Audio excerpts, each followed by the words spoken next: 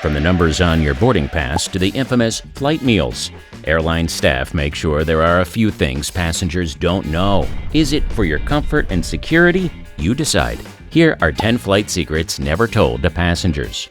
Number 10. The codes on your boarding pass. You might notice an alphanumeric code at the top of your boarding pass right next to your name. This 6-digit code is known as the passenger name record. This 6-digit code acts as an identification number for the airline.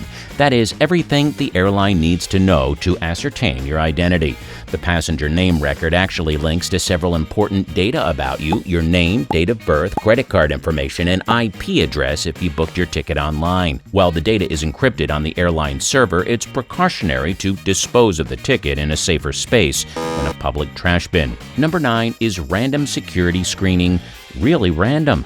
You might notice 4 S's at the very top of your boarding pass. The 4 S's stand for Secondary Security Screening Selection. These passengers might not necessarily have something to hide, but the airline categorizes them as security risks based on a few stereotypical factors, such as paying with cash, buying one-way tickets, or last-minute flyers. Secondary screening doesn't take too long, that is, unless the security officials catch something suspicious on your person or in your bag. Now, what you might consider normal might not sit well with airline security officials. It's important to go through security guidelines to save yourself the hassle. For example, a man traveling from Bali to Melbourne was detained at the airport after it was found that he had a McDonald's breakfast meal with him when he landed. Doesn't sound like a big deal, does it? But airport security had to detain the man, check his meal for foot and mouth disease, and then fine him over $1,800 before allowing him to enter the country. Number 8. Bird-free flights. You've probably heard the expression, a deer in headlights, but have you ever heard of a bird in the nozzle? Airlines have a minimum flying height of 1,600 feet. The birds have a minimum of about 750 feet. It's not common for birds to collide with airplanes, mostly because they steer clear of big, terrifying objects in the sky. However, every now and then we hear about a bird collision. To combat the issue, airports get creative. Some airports fire blanks in the air to steer birds away. Some fill the ponds and replace grass with gravel to make the area uninhabitable for birds, and some put up scarecrows or LED lights to scare off birds from the landing docks. Number 7. Where does the dump go? A popular airplane myth suggests that airplanes dump excrement mid-air during the flight. For a long time, many people believed that airplanes would reasonably dispose of human excrement at high velocities to the ground. Did you believe that too? Let us know in the comments down below. Okay, so airplanes do not dump human waste mid-air. The question becomes, where does it all go? After you flush, a stream of water carries the excrement to the plane's septic tank. This tank contains disinfectant and essentially homes the excrement until the plane lands. At the landing dock, a waste truck carries the contents of the septic tank away from the plane. Seems pretty straightforward, right? Then why did people believe airplanes just dump excrements to the ground? Accidents do happen, pun intended. Sometimes the septic tank leaks and the contents fall to the ground, but they don't fall in their traditional form. The excrement crystallizes with the disinfectant solution and forms a blue meteor-like crystal. Over 23 incidents of people finding these crystals have been reported. Back in 2017, a blue meteor-like thing was found in a village, and villagers paraded the crystal around thinking it was a sign from above. It was indeed from above, but the only thing it signified was lunch. Number 6. Unlocking the lavatory. There's a secret that airplanes intend to keep out of fear of pranksters and perverts. You can't unlock the lavatory from the outside. Airlines' lavatories tend to have thousands of passengers every day. They're hardly what one would expect in a 5-star hotel, but they get the job done.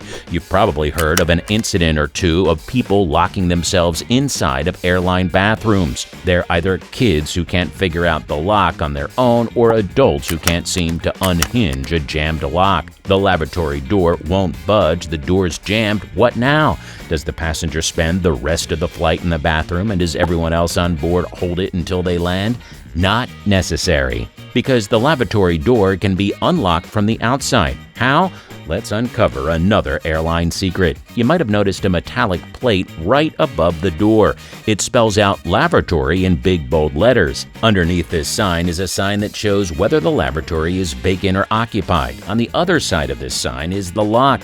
However, there's a secret second lock that's hidden under the metallic plate. Crew members can push back the metallic plate to reveal the hidden lock and unlock the lavatory from the outside. If your kid's stuck inside, don't panic. The cabin crew will get them out in no time. Number 5. Airplane food contains a lot more calories.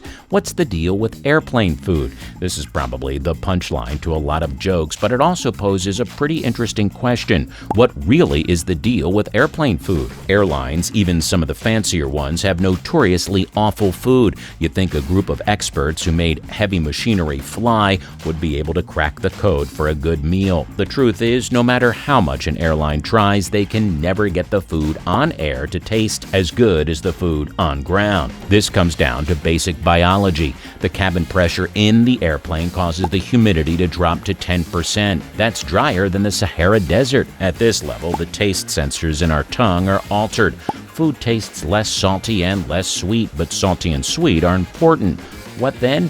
To counteract the apparent lack of sugar and salt in their meals, airlines tend to go overboard with sugar and salt in their meals. Understandably, this alters the flavor profile of the meals, and you end up feeling nauseous. Plus, the food is now worth a lot more calories than it would have been on the ground.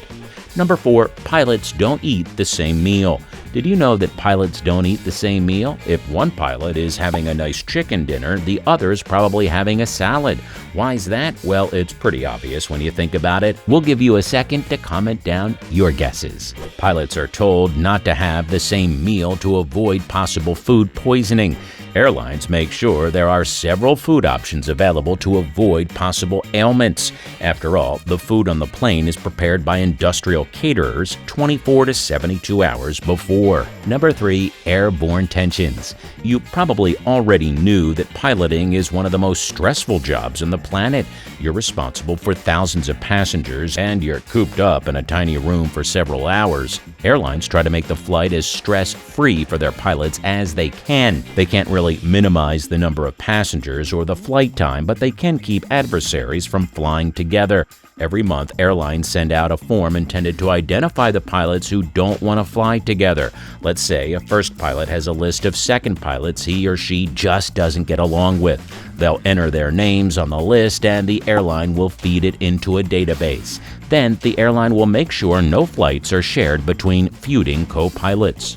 Number 2. 15 minutes of oxygen. Here's a terrifying secret you probably preferred not to know. The oxygen in your oxygen mask only lasts for about 12 to 15 minutes. But don't worry, it usually takes the pilots a lot less time to safely drop the plane to safer altitudes and lower pressures. It's also important to avoid hyperventilating when the plane is going down, although that sounds easier said than done. Number 1. Tomato soup tastes better in air. Who here likes tomato soup? Not a lot of people, we assume. It's one of those things that people randomly find themselves craving, but not actively reaching out for or ordering off a menu.